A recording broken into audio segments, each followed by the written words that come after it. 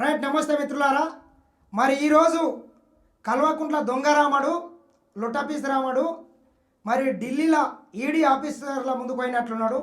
ఏదైతే తెలంగాణ ప్రజల సొత్తుని నానా కాయ కష్టాలు చేసి హైదరాబాద్లో రెంట్లు కట్టుకుంటా రూపాయి రూపాయి పోగు చేసుకునేటటువంటి ప్రజలు కట్టినటువంటి ట్యాక్సుల్ని వీని అప్ప సొత్తు అన్నట్లు ఎక్కడో లండన్లో సంపన్నులు ఆడుకునేటటువంటి ఒక గేమ్ని తీసుకొచ్చి హైదరాబాద్లో నిర్వహించి దానికి అక్రమంగా ఎటువంటి అనుమతులు లేకుండా ఎటువంటి పర్మిషన్ లేకుండా RBI guidelines Tungala దొక్కి HMDA rules అన్నీ తుంగల దొక్కేసి వీని అప్ప జాగిరి అన్నట్లు 55 కోట్ల స్కామ్ చేసి అక్కడి నుంచి మళ్ళీ వీనికి వివిధ రూపాల క్విడ్ ప్రో కో ద్వారా నిధులు మళ్ళా లూటి చేసినటువంటి రాముడు మరి ఈరోజు ఈడీ ముందు విచారణకు పోయినట్లున్నాడు.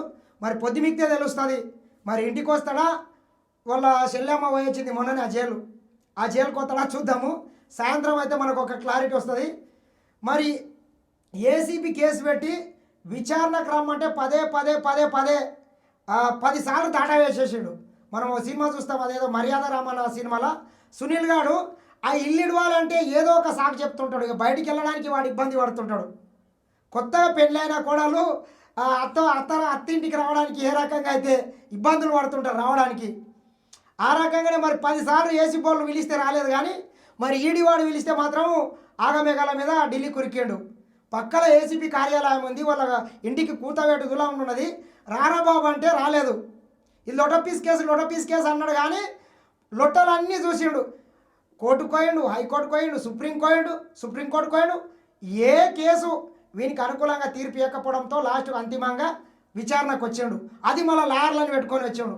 కానీ మరి ఈడీ కేసు అనే వరకు మాత్రము ఎందుకో చెప్పంగానే పోయిండు. మరి మోడీ ఏదైనా గ్యారంటీ ఇచ్చినట్లు అనిపిస్తుంది మాకు కూడా. ఎందుకంటే బీజేపీ బీఆర్ఎస్ రెండు ఒకటే.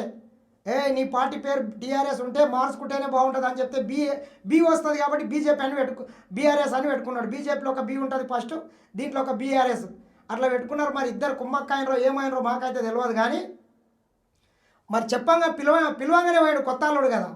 మరి సంక్రాంతి అయినా తెల్లారి మేము మామూలుగా అయితే ఆంధ్రాకి వస్తాడు అనుకున్నాం, కానీ ఢిల్లీకి పోయాడు. మరి పొద్దుమిగడికల్లా వస్తాడా రాడా చూద్దాం. అది కూడా ఎంతవరకు మరి ఏమవుతుంది. 100% కూడా మరి అరెస్ట్ అయ్యే అవకాశాలు కూడా ఉన్నాయి.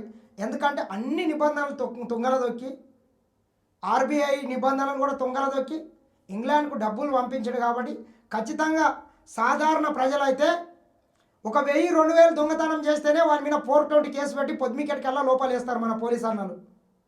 మరి వీడు 1 పైసా కాదు 2 పైసలు కాదు 55 కోట్లు. దానికి మళ్ళీ 10 కోట్లు మనము జరిమానా కట్టినాం ఇన్కమ్ ట్యాక్స్కు. ఆ రకంగా చేసిండు. మరి పొద్దుమికెట్కల్లా బయటికి వస్తాడా లేదా చూద్దాం. వచ్చిన తర్వాత ఈడీ విచారణ అయిపోయిన తర్వాత మళ్ళీ వచ్చి ఏం మాట్లాడతాడు. మరి ఈడైతే లొట్టపీస్ కేసు అని చెప్పాడు. మరి ఢిల్లీలో పోయి ఏమన్నా లొట్టపీస్ కేసే అంటాడా. మరి ఢిల్లీకి మరి ఆగమేఘాల మీద ఎందుకు ఉరికిండు. ఒకవేళ పోకుంటే కూడా మరి రాత్రికి రాత్రి వచ్చి మా చెల్లెమ్మలా కేసుకపోతారు అనుకున్నాడా. ఏది ఏమైనా మీకు అప్డేట్ ఇస్తూనే ఉంటాయి ఈ కేసులో. వీలైనంత తొందరగా ఈ లొట్టపీస్ రామన్ని ఈరోజు అరెస్ట్ అయితేనేమో తీఆర్ జైల్లో చిప్పకూడు తింటాడు. లేదా ముందు ఏసీబీ అరెస్ట్ చేసిందనుకో మన చెంచలగూడ జైల్లో చిప్పకూడు తింటాడు. జైలు కోవడం పక్క సిద్ధప్ప. మరి తీహారా చల్రపల్లి అనేదే తెలుసుకోవడమే తర్వాయి. ఎవరు ముందు అరెస్ట్ చేస్తారనేది చూద్దాం. వేచి చూస్తూనే ఉండండి. ఖచ్చితంగా మీరంతా మీకు నేను అప్డేట్ ఇస్తూనే ఉంటా. దయచేసి చూస్తూనే ఉండండి. మన ఛానల్ని అందరూ కూడా లైక్ చేయండి, షేర్ చేయండి, సబ్స్క్రైబ్ చేయండి. నమస్తే.